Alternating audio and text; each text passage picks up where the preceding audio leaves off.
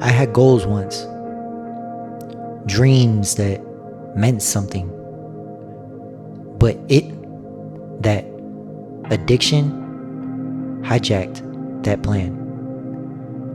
Every time I got clean, life started coming back.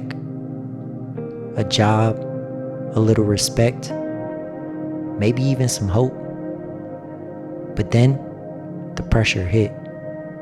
Or worse, I started believing I was fixed.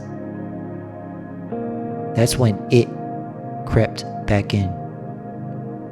I've put myself in danger more times than I can count. Risked my life, watched others lose theirs.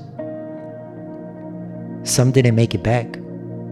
Overdoses, fentanyl, gone.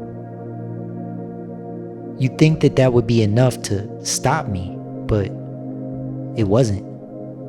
You see, even when I was sober, I felt the damage. Fractured relationships, distrust. The shame just doesn't vanish when the drugs do. You want to know the truth? I miss people. I miss people I can't bring back. And sometimes, I don't even recognize the person I became. But I'm still here. And I'm still breathing. Which means it's not too late to become someone new.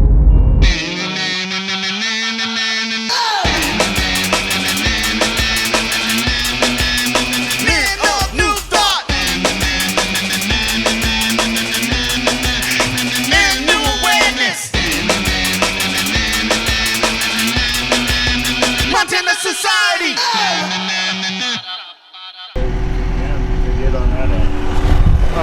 It's 1982 or something like that. Thing's old. Yeah. Good 1982. Yeah. I can remember that. This is the leftover one from this was in the field out by, you know the guy that died in the bus over there? The old guy next to Chico with all the trailers and school buses and bullshit. Oh, Mosier. Yeah, they found him dead in the bus. Oh, Bill Mosier, yeah. Yeah. Frozen. Yep. Yeah. I don't know. Hard to say. That's what's his name? Mike found him. Yeah. Yeah. Nobody had heard from him for a couple of days, so they sent him over there. Got about 8 layers of carpet in his school bus. Yeah. For insulation, he had a little wood stove in there. Apparently it wasn't enough. I don't know. Of course, he was getting up there too. Yeah.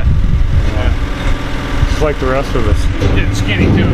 Yeah. Keep a little fat on you for protection. I don't want it happening to me. You'll be all right.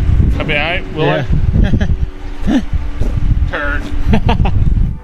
Here in Prairie, Montana, and I'm out in front of a junkyard. I'm not sure exactly what it is, but I do know that the man who lived here has passed away now, and Mike Atkins, guy that's doing my excavating work and so forth, he found the man in a school bus back there in the middle of the winter. And he walked in, he said there was layers and layers of carpet around the inside of the school bus, and he had a wood stove or something trying to keep it warm, trying to keep himself warm, and apparently he froze to death. He was an older gentleman, but kind of liked to be alone. Didn't really talk to anybody, but he was brilliant.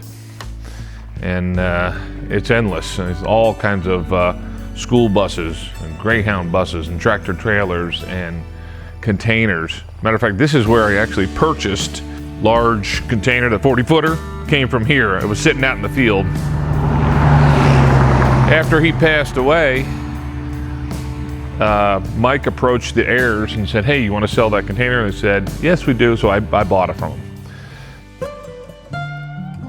I remember it was Thanksgiving, and I was freezing. A crazy guy showed up. My owner was so excited, he made these buckwheat pancakes with coconut oil. I knew the strange visitor would turn around and leave, but he didn't. I was so embarrassed. Oh my God, here I am again. I smell. I haven't been clean in years. I got mice. I'm just worn out. and I don't know what to do anymore. The tubs of blueberries were spoiling, tuna fish leaking all over, the rats were pooping on me. I was just tired of it. You could hear the botulism fermenting, but I didn't know what to do. Anyway, this dude showed up, and I could feel him walking around with his son. It felt different though. I could feel his energy, but his language wasn't positive at all. I don't think I want it. It's just too much for me. This thing has been abandoned too long, abused too much, and there's just too much there. It's like turning a battleship around. I knew it. I knew it was too good to be true. There was no hope. There was no way out. This is it. I was utterly powerless in my circumstances. If this guy didn't want me, no one would.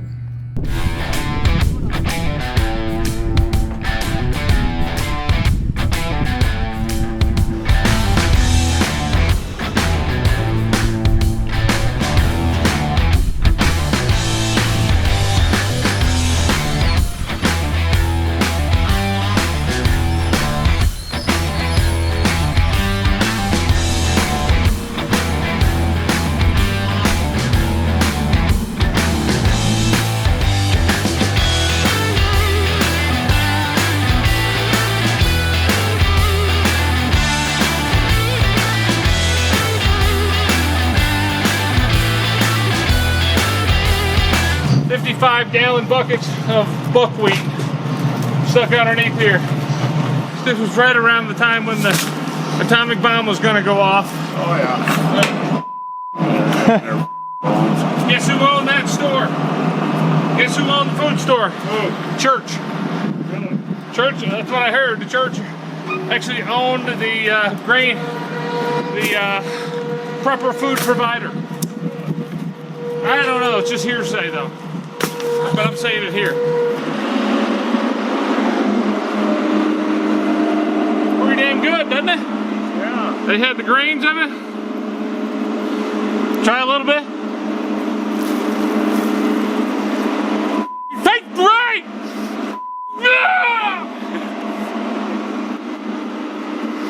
I think I'd rather die in a nuclear holocaust. Looks like a friggin' Whole Foods store. Look at this. Buckwheat still looks good. Huh. Yeah, it does. That rice wasn't bad. I tasted it. It's not millet. I wouldn't eat that. It's got fungus in it there. Yeah. And then look at all the beans. Oh, look at the beans. Red beans. Chili beans. The rice is good though. The rice is fine. Chili, them beans are fine. Yeah, Nothing wrong with them. Something smells bad. Oh, there it is. yeah, it's the millet. It's a millet. The Why? beans are 'Cause good. it's so moist when you try to store it. Those beans are just fine. Good. You got a little. I'm gonna give you a tip. About 40 pounds of beans. Yeah. About 40 gallons. Sorry. I mean, I meant beans are actually fine. I just tasted that. The rice is still actually good, but my point was there's a hitch on this end. Yeah. So that was the ball hitch. And try to pick it up and stand in there.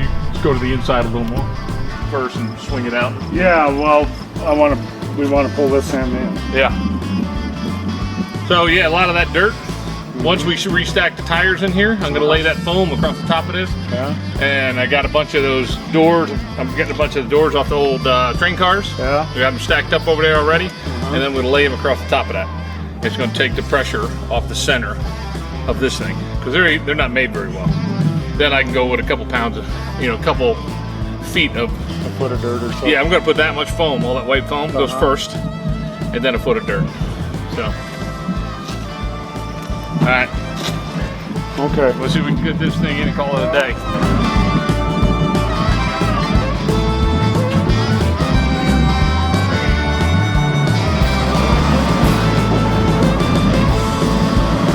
Guy goes down twice, comes back to race, so I wave at him, and he said, come on. So I run down the hill, and the first thing I notice, he's got a bush can in his lap and about a whole case of empties in the passenger seat. And he's got a joint rolled up in the center console. Nice guy. His name's Craig. He used to come sneak in this place all the time. Supposed to watch out for rattlesnakes, this prairie. But $10 in my pocket. He asked me to smoke with him, and I didn't. I am so proud of you. Seriously. And you're beat down from a day like we had. It's a long day. I told him to come by, hang out with us. But Good. normally people, when they hear I told them we're a bunch of sober guys, and he couldn't get away quick enough. Oh yeah, but if he needs to, he's got the solution. Good job, buddy. You're doing great. That's the second time that happened. What a massive project. Just getting the shipping containers into place is taking a lot of time and effort. But with the right tools and direction, the boys are making progress, just as we hope you are. The unmanageable results of our it should be enough to make us stop. But it's not though. We need to surrender to the process and do the work, just like the Bunker Boys. I think that the way that the human mind works is the subconscious doesn't know time. So it's constantly trying to push up old wounds and old things. So you're living with it, so you deal with it. And as alcoholics and addicts, we tend to feel a lot. So they feel more intense, more intensely strong to us. So if we're not dealing with it, we just got to numb out. And we will obsess and compulse. We'll run them through our mind a bunch of time, the mental obsession, and then we will physically go out and do something. I might go running. I might drive a new car, drive a motorcycle really fast. I'll have a ton of caffeine. I'll smoke, or it could be in any kind of drugs or anything else that would change your blood chemistry. So, and he,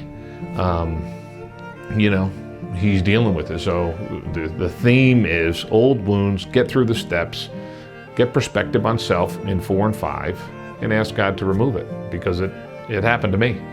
It changed my life.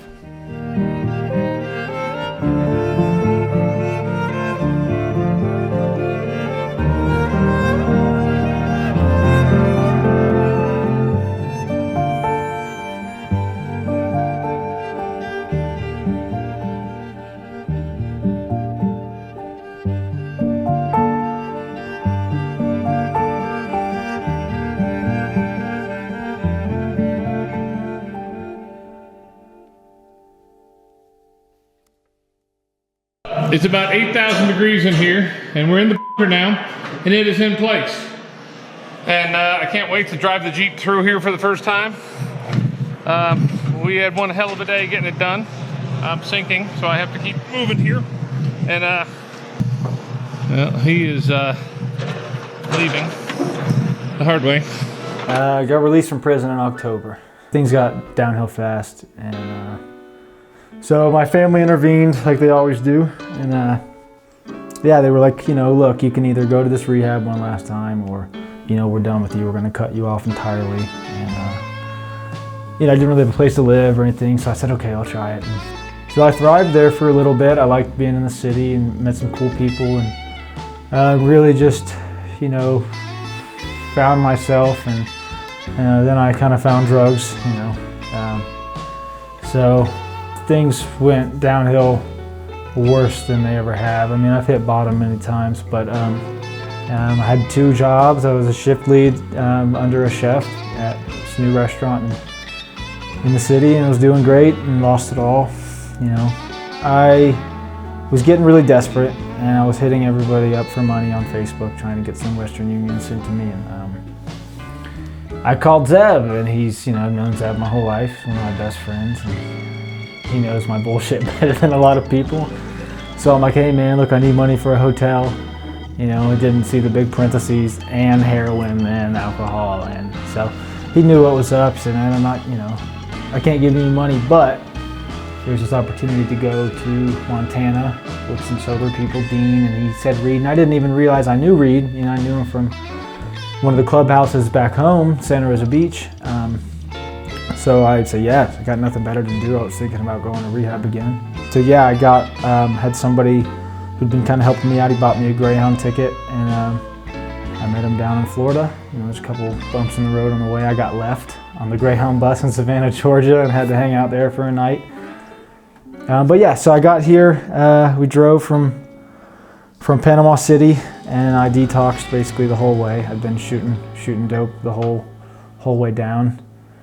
And So it was a rough couple days. All right, my friends, we are doing a little test of 30-year-old rice, bunker rice, long grain brown sweet rice. So I taste a little bit. Tastes like rice, not bad. And this pot here, that is green beans, and there are so many different types of beans and everything. But anyway, we go through a lot of foods, so we said, why not try some of the bunker food? I was scared to death getting those mung beans out from underneath the container while we had it suspended in the air. So I guess it's good we're eating them. I risked my life to get them. And kale, another godsend, is if he wasn't here, I don't know who would have cooked, and it would have been awful. Dean's not a good cook. Sorry, Bo, if you see this. Reed can't cook either. I can't cook. I'm not eating raw mung beans.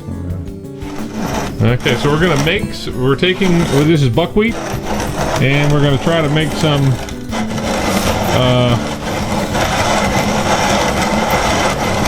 I think we need a square bowl, kind of coming out the sides. It's a workout to make it, isn't it? It doesn't smell good. I swear I haven't been getting high, dude. I'm sober.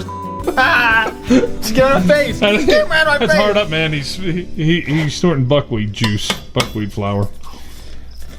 Montana Society!